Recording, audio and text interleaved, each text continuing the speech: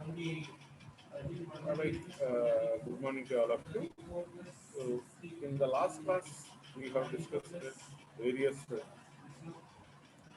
CPU scheduling algorithms, where we have seen each and every example, every algorithm with an example.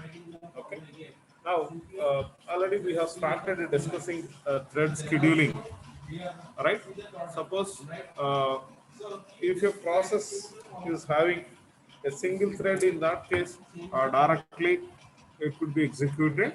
But whenever if you have multiple threads are present in the process, what way the threads are going to be executed, what way they are going to be organized in order to execute it, that is what we are call it as the schedule, right? So the thread scheduling involves the two things. One is as you all aware of that, there are two different types of threads. One is user level thread and another one is kernel level thread, right? So user level threads are created by the users, whereas the kernel level threads are used with the help of the system calls because they could run it on the operating system itself. So whenever if the user creates a user thread that need to be, if it wants to execute it, it need to be linked up with the kernel thread via system calls, right? So there should be required an interface who will take care of connecting your user level thread to the kernel level thread. That is what we are calling it as lightweight process. Okay, so here the two things which we are supposed to be considered while scheduling the threads.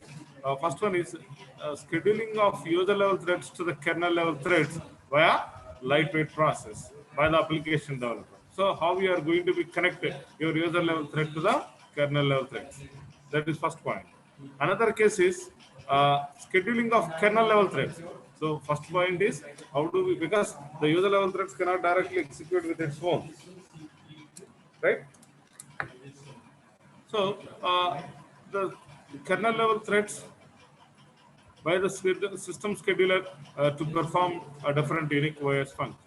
So how we are going to be execute user level threads and how we are going to execute kernel level threads. These are the two important points which are supposed to be considered while scheduling the threads, right? So in the real-time scenario, the first case, because anyway, the second case when you are talking about kernel threads, anyway by default, the operating system itself will design in such a way so that it will take care of it. But when coming to the user level threads, to the link up of user level threads to the kernel level threads via lightweight process, there we need to think about that, because that is the thing which you are supposed to be designed your own way, right?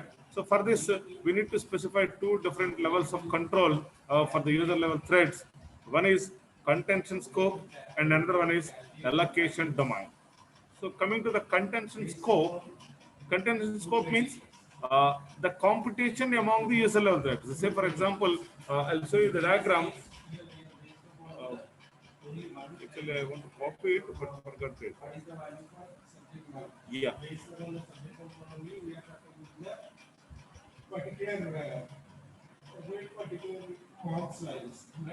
I'll copy this so that it will help us for understanding.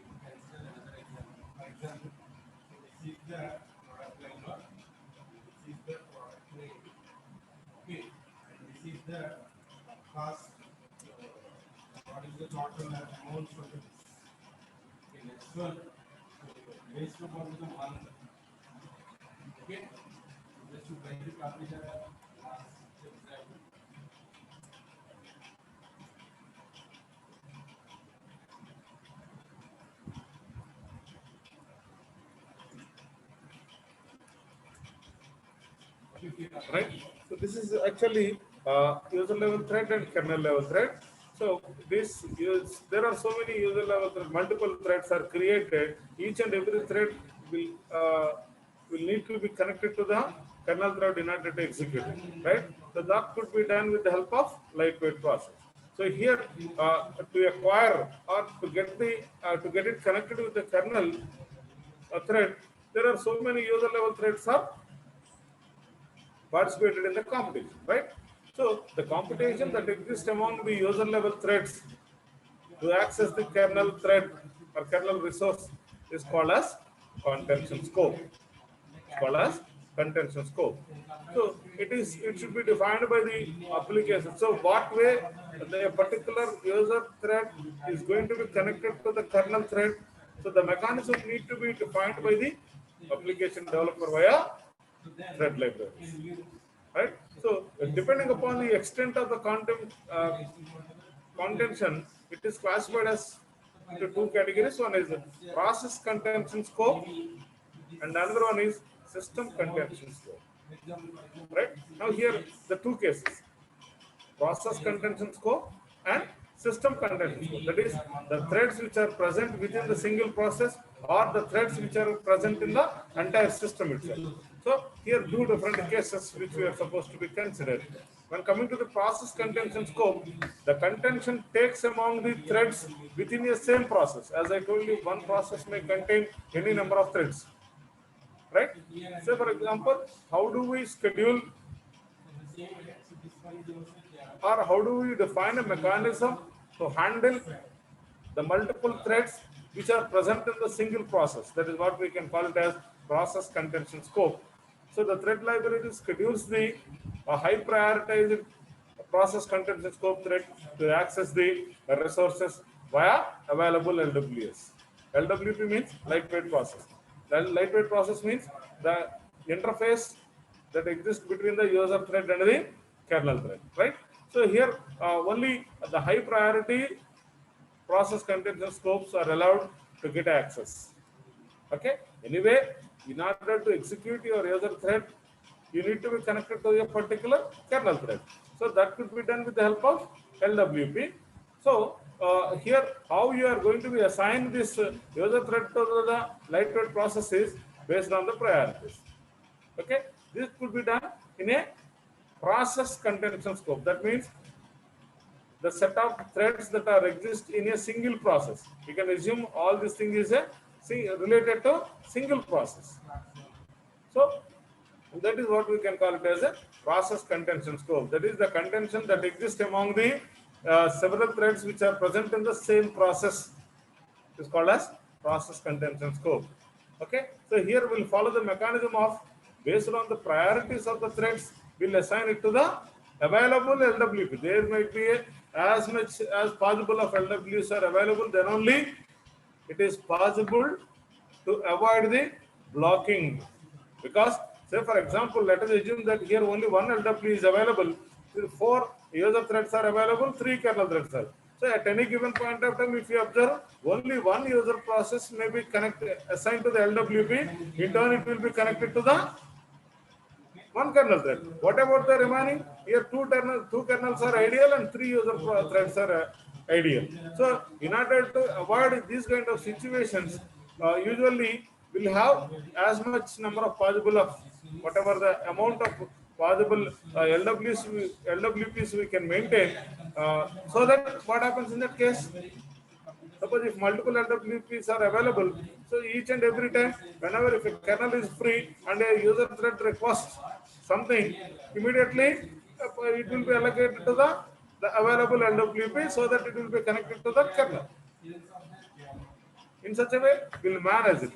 So here, in the process contention scope, based on the priorities of the threads, will be assigned to the available LWs in order to access the kernel resources. When coming to the system contention scope, that means the threads which are present in the entire system rather than a single process. Right? So the contention takes place among all the threads in the system.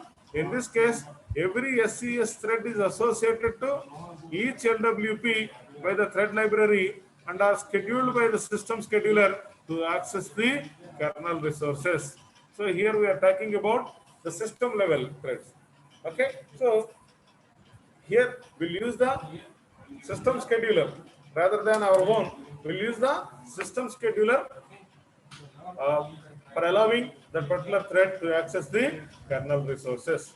So these are the two different types of process contention scope. Now what we understood is thread scheduling involves two different conditions. One is scheduling of user level threads to kernel level threads. How a user level thread is going to be get access of kernel thread via LWP. That is one aspect. Another one is how the kernel level threads are going to be executed to perform the different OS functions. Okay, so among these several kernel threads, how it could be scheduled to perform the different operations of the unique operations of the OS. Okay, and in the real-time scenario, we'll focus on this particular one only. First boundary condition, it requires two different controls. One is contention scope and allocation domain. Coming to the contention scope means the competition among the user level threads to access the kernel resources is called as contention scope. We have two different types of contentions. One is process contention scope and another one is system contention scope. Process contention scope deals with the threads which are available in the same process, whereas system contention scope deals with the threads which are present in the system itself. Okay. Now, in the Linux and Unix operating system, the POSIX, as we have discussed in the previous classes, while discussing the introduction to the threading, there are three types of libraries are available. pthread, Win32. Did you remember it? And Java threads, right? So, in the pthread library provides, there is a function called pthread underscore attribute underscore set scope. So this function is used to define the scope, a contention scope for a thread during its creation. So at the time of creation, you can set the scope, whether it is process scope, process contention scope, or the system contention scope, right? So that you can create at the time of creation of the thread itself. So now pthread underscore scope underscore process. So this is the method used for scheduling the threads using process contention scope, right? So by using this method, we can schedule the process contention scope by the scheduling user threads onto a available LWPs using the many-to-many model, as we have discussed multi-threading models, many-to-many. Okay, in that case, in such a way, by using this method, we'll schedule the process contention scope. Whereas the system contention scope will be scheduled by using this method, pthread underscore scope underscore system. So it schedules the threads using SCS. Okay, so this particular method schedules the processes using SCS, system contention scope, by binding the user threads to a particular LWP. So it is effectively implemented in one-to-one model, right? So in such a way, the operating systems are already existing with these methods to schedule the threads using either process contention scope or the system contention scope. So that is about thread allocation using contention scope. Now, another important point is another control regarding user allocation domain. This is very, very important aspect. So the allocation domain is a set of, what we mean by allocation domain is allocation domain is a set of one or more resources for which a thread is competing. Okay, so allocation domain means, say for example, 4 files are available in your memory. Among 4 files, okay, the thread is requesting 3. Say for example, file number 1, 2, 3, 4. The thread requests the file 1 to 3. So that is what we are calling as the allocation domain. Okay. Similarly, whenever if a thread requires more than one resource, so say for example, a resource may wants the input output device and as well as the memory. Okay, here input device output devices are 2 different resources and as well as memory is another resource, right? So when a thread is competing to access these resources. That is what we are calling it as allocation domain. So whatever the things that are present in that domain, okay. So for that, majority of the threads are competing to get the access. That is what we are calling it as allocation domain. In the multi-core system, probably in your mobiles you might have heard about Core2Duo. Okay, like that you might have heard about multiple core systems. Okay, so there may be one or more allocation domains where each consists of one or more cores, right? So whenever if you have such kind of system, probably in that case each and every core may have many number of allocation domains, because why we would need to have multiple cores in order to improve the efficiency, right? Quickly it could be executed. So how it could be executed quickly? So we'll share, as we have discussed in the previous class, inter-process communication. So similarly, here, whenever if you are able to share the resources among the processes so that they could be executed in a effective way and they produce the efficiency, right? So in the multi-core system, there may be one or more allocation domains where each consists of one or more cores, right? And one user level thread can be a part of one or more allocation domains. Here you just understand the importance of this particular concept. One user level thread can be a part of one or more allocation domains. That means one thread may wants the resources which are present in the one allocation domain 1 and as well as allocation domain 2, right? So in such a way, it may be a part of more than one allocation domain. And by default, the multi-core system will have an interface that affects the allocation domain of the thread, right? So in the multi-core system, we should have an interface. What it does is it will take care of the allocation of domain of a thread. So when we are requesting more than one domain, in that case, so which is going to be allocated to you? So that scheduling should be taken care by the this particular interface that is available with the multi-core system. So that is about thread schedule. So here altogether what we understood is whenever if you have multiple threads, which thread is going to be executed, right? So that is in order to make a decision which thread is going to be executed, we need to follow certain scheduling, right? That scheduling is called as thread scheduling. So usually we have two different types of threads. One is user thread and kernel level thread, right? So we need to schedule how the user level threads are going to be executed in the similar way how the kernel level threads are going to be executed.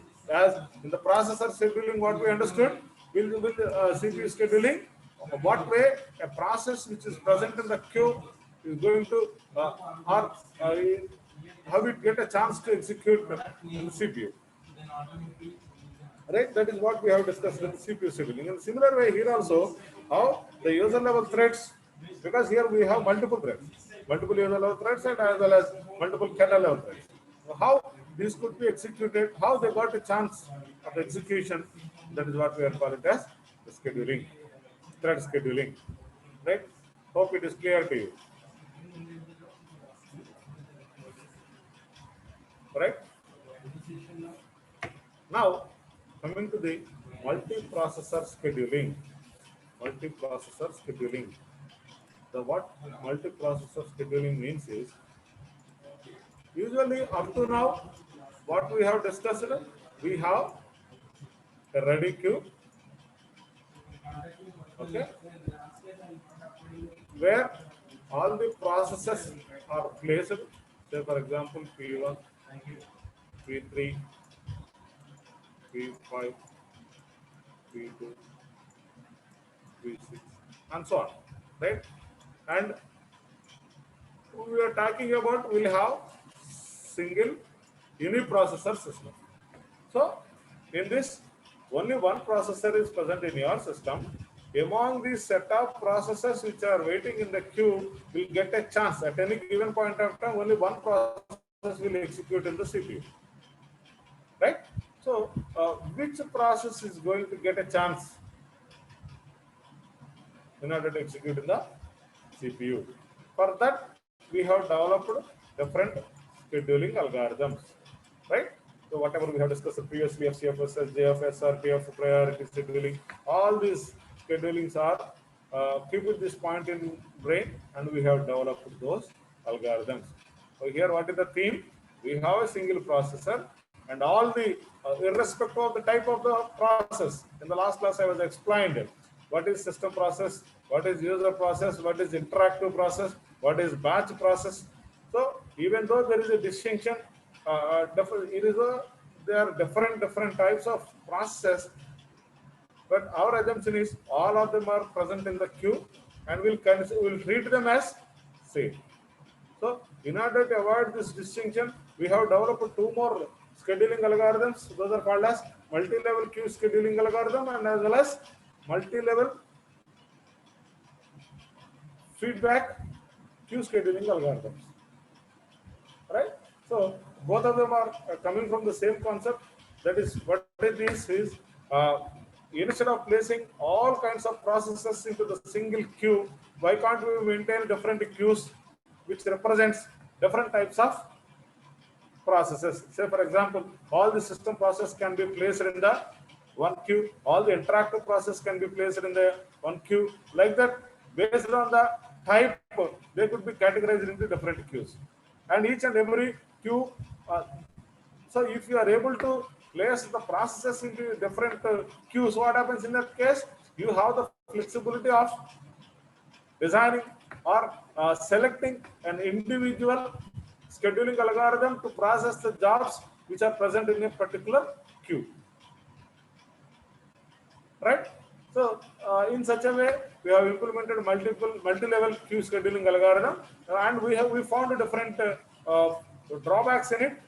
What it is once it was shifted from one queue to another queue, it is very difficult to get back to the previous one.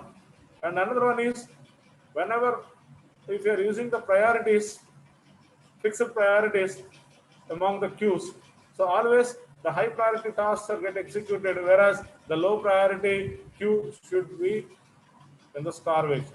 So in order to avoid these kind of problems, we have implemented another scheduling algorithm, that is multi-level feedback queue scheduling algorithm, where we are able to promote or we are able to demote the priorities among the queues whenever if you have the necessity of context switch. That means in the middle of execution of one process, you want to switch from one queue to another queue. Okay, so that is also possible with the help of this multi-level feedback queue scheduling algorithm, right? So now, why I'm telling all these things is, as far as concerned with the CPU scheduling algorithms, what we have discussed apart from the multi-level queue and multi-level feedback queue scheduling algorithm, remaining all algorithms are keep it in the point in the brain, like all the processes are placed in the single queue, and all of them, one among these process will be allocated to the CPU, because we have only one process, one processor, single processor. Now, in the current scenario, we'll have the facility of having multiple processors. Processor 1, processor 2, like that, blah, blah, blah, blah. Any number of processes can, processors, not processor. Process is the task, processor is the place where you can execute your task, right? So, for example, let us assume that we'll have 4 processors, because while spell out these, probably you may be confused whether I am spell out processor or process. Okay.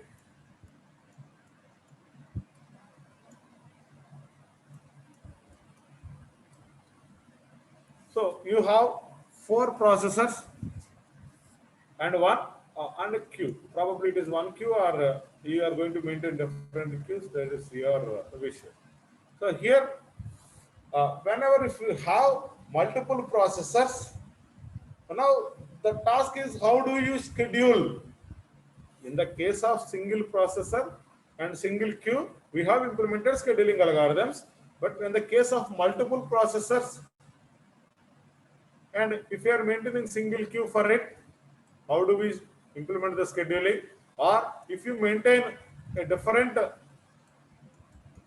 queues for each and every processor, is another kind of algorithm, a scheduling algorithm. So when you are maintaining, each and every processor will maintain its own job queue, so that you can implement the scheduling. That is what we are calling it as synchronous scheduling algorithm. But instead of it, if you maintain only one job queue, and among these multiple processors, one will act as a master, just like a client server environment. So just it controls the all other processors which are present, right? So this is another kind of mechanism, scheduling mechanism. One is controlling all other processors. That means this will take care of allocating resources to the all the processors by maintaining the load balancing. Okay, so these are the two supposed to be follow when we have multiple thread. What is it? Each and every processor will maintain a separate job queue, and it could be executed. So that what happens? At the same time, multiple processes are getting executed at multiple processors, so that efficiency get increased, right? Here only one person has to do the things. Here we'll have multiple persons are available. So in that case, make utilize of these multiple persons to finish our work as early as possible. So how do we schedule these things? We'll look at in our multiprocessor scheduling. Hope you are all clear what we are going to do. So in the multiprocessor scheduling, multiple CPUs are available, and hence load sharing. Here this is an important aspect. How do we balance the load? Because you cannot assign all the tasks to a single while keeping others are ideal, right? So you need to assign jobs to all the processors in the equal way, so that nobody is in idle. Everybody is in working state, so that more number of processors are getting executed, so that the throughput of the system gets increased, so that the purpose why we are maintaining multiple processors is fulfilled. Otherwise, you have 4 processors, but you are using only one processor always. What happens in that case? What is the use of having multiple processors rather than single? So, so here the load balancing is one of the important aspect, and another one is, however, multiple processor scheduling more complex compared to the single processor scheduling, because in the previous scheduling algorithms, just we are looking what way will allow a particular process to get a chance of CPU burst time, right? So there, whatever, even all the algorithms are much simpler, but here we need to consider so many things while defining a scheduling algorithm for the multiple processor. Because how do we maintain the queues? How do we allocate the jobs to the multiple processors? By maintaining the load balancing. Okay, so these all things you need to be considered. So that is the reason it becomes more complex when compared with the single processor scheduling. And multiple processor systems may be heterogeneous. So here another important point is not all the processors are having same capacity. Let us assume that one is i3 processor, one is i5 processor, one is i7 processor, one is i5 12th generation. Like that, each and every one is having the different kinds of CPUs, or maybe same kind of CPUs. Right? You need to be thinking that particular aspect also, because when you are having advanced processors, they can easily process the task within no time. Whenever if you are maintaining the old configured CPUs, what happens in that case? It took more amount of time to complete the process. So you don't know. Initially, You cannot implement the same mechanism for all these things. So before going to design or implementing any multiple processor scheduling, you need to consider this particular point also, right? So now, what are the different approaches for multiprocessor scheduling is, one is asymmetric multiprocessing and another one is symmetric multiprocessing. So coming to the asymmetric multiprocessing, one processor will act as a master server, controlling all the activities and running all kernel code, with other runs only one user code. That means all the kernel codes are running in the master processor, or who is going to act as a supervisor. Remaining all the processors will execute user codes. So in such a way, you can design the multiprocessor scheduling. And this approach reduces the need of data sharing, because there is a clear distinction what you have to do and what I have to do. So as a master server which will handling only kernel codes, whereas other processors can share the user codes among them while executing it. So you need not implement any specific scheduling process between kernel threads and user threads. Okay, and now coming to the symmetric multiprocessing. So in the symmetric multiprocessing, each processor schedules its own jobs. That means it maintains a separate queue, either from the common ready queue or from a separate ready queue for each processor. Right? Each and everyone selects their own jobs, either from picking from the common queue or they may pick it from the separate queue, right? So virtually all modern OSs which we are using currently are supports the symmetric multiprocessing. Now the things which are supposed to be considered, so how what goals that they should address is, one is processor affinity, load balancing, and multi-core processors. These are the three important aspects that they address. So when coming to the processor affinity, it means a process has an affinity for the processor on which it is currently running.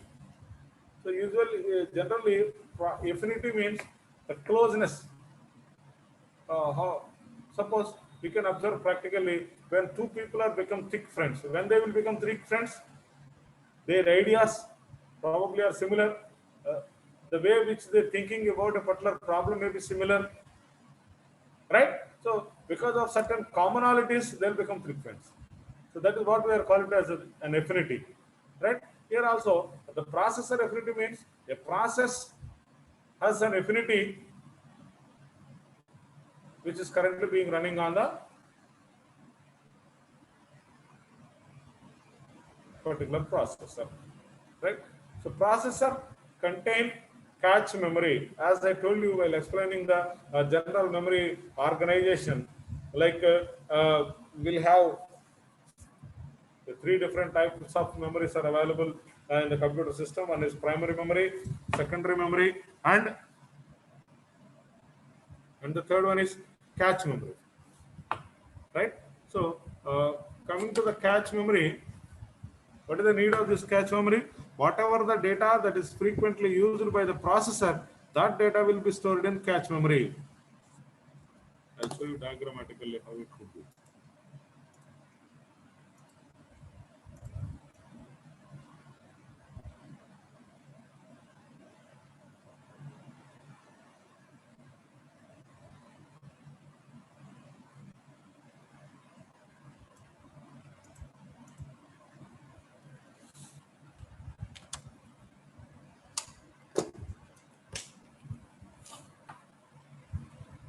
So this is the processor.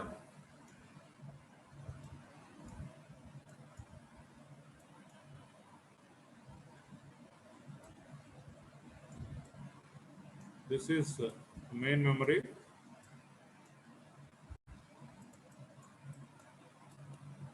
Or primary memory.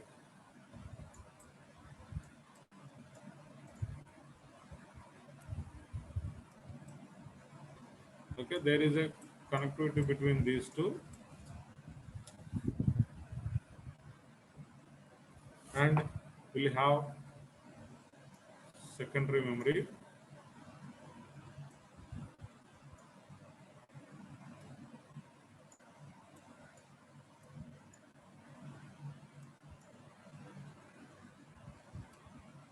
There is a connectivity between these two, right?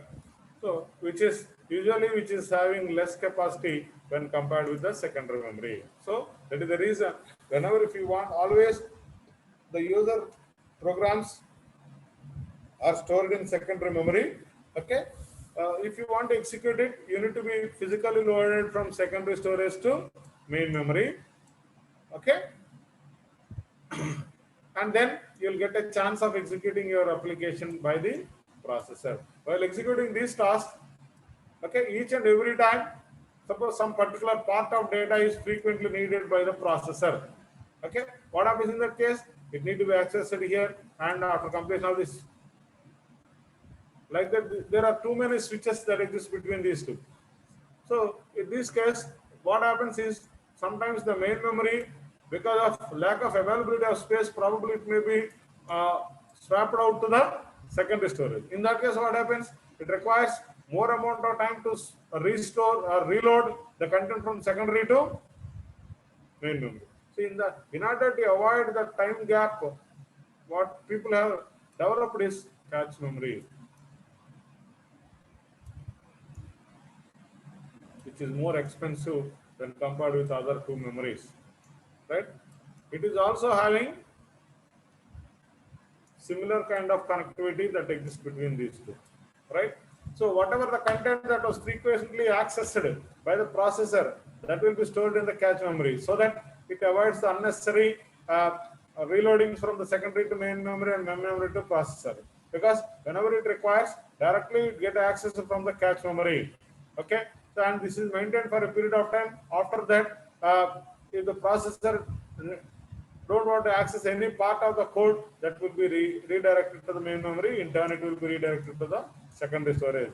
So in the coming unit, in the third unit, we will see the entire memory management process, how this could be done, what are the various techniques that are used. These all things we will discuss in the third unit, right? So until then, just remember that whatever the frequently accessed data by the processor will be present in the cache memory. That is the point which you need to be remembered.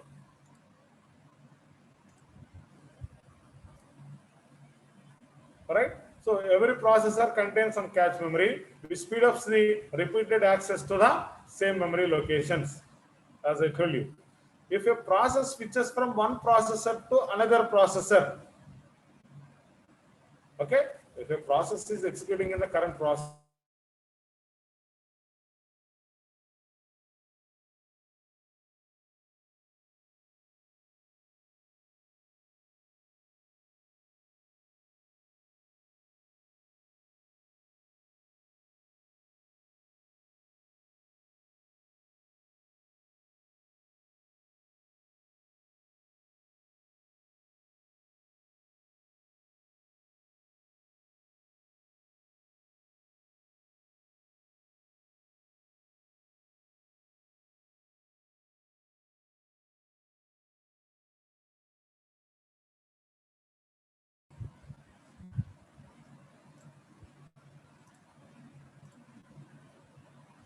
okay, right? All the contents which are present in the cache memory, which is associated to the process 1, are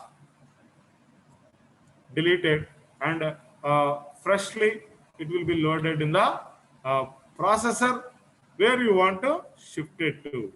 That means for each and every processor, there will be an associated cache memory. ప్రతి processor కూడా catch memory associate చేయబడి ఉంటుంది. Okay, so మీరు first process run చేస్తున్నప్పుడు ఏదైతే మీ ప్రాసెస్కి సంబంధించినటువంటి information catch మెమరీలో store అయిందో, మీరు ఎప్పుడైతే ప్రాసెసర్ 1 నుంచి ప్రాసెసర్ 2కి షిఫ్ట్ అవ్వాలనుకుంటున్నారో, ఈ ప్రాసెసర్లో ఉన్నదంతా ఇన్వాలిడేట్ చేయబడుతుంది. అంటే దానివల్ల ఉపయోగం లేదు కదా, ఎందుకంటే మీరు ఆల్రెడీ మీ ఎగ్జిక్యూషన్ అంతా ప్రాసెస్ 2కి షిఫ్ట్ చేస్తున్నారు. కాబట్టి ప్రాసెసర్ 2తో ఏదైతే క్యాచ్ మెమరీ అసోసియేట్ అయిందో దాంట్లోకి మీ కంటెంట్స్ ని మళ్ళీ రీలోడ్ చేయాల్సినటువంటి పరిస్థితి. ఇంక ఇక్కడ ఉంచుకోవాల్సినటువంటి అవసరం లేదు కదా, కాబట్టి దీన్ని ఇన్వాలిడేట్ చేస్తున్నాం. Okay, so that will use the benefit of catch memory. Otherwise ఏమవుతుందంటే మీరు మీ ప్రాసెసర్ 1 నుంచి ప్రాసెసర్ 2కి వెళ్ళిపోయారు ఎగ్జిక్యూషన్, ఈ క్యాచ్ని క్లియర్ చేయలేదు. మీరు ప్రాసెసర్ 2లో మీ ప్రాసెస్ ఎగ్జిక్యూట్ అవ్వాలంటే ఏం చేయాలి, మళ్ళీ మీ దానికి తగ్గిన సమాచారం ఏదైతే ఉందో, ఇన్ఫర్మేషన్ ఏదైతే ఉందో దాని అంతటిని తీసుకొచ్చి ప్రాసెసర్ 2 యొక్క క్యాచ్ లో ఉంచాలి. మీ క్యాచ్ 1లో అంటే ప్రాసెసర్ 1 తాలూకా క్యాచ్ లో ఉన్నటువంటి డేటా ఏదైతే ఉందో దాన్ని ఇంకా ఎవరు ఉపయోగిస్తారు, ఎవరికి ఉపయోగం లేదు దాన్ని. అలా ఉండడం వల్ల ఏమవుతుంది, మీకు అక్కడ ఆ స్పేస్ అంతా కూడా వేస్ట్ అయిపోతుంది. అర్థమవుతుందండి? సో కాబట్టి we need to be invalidating the data when we are switching from one processor to another processor. And next one is the synchronous multiprocessor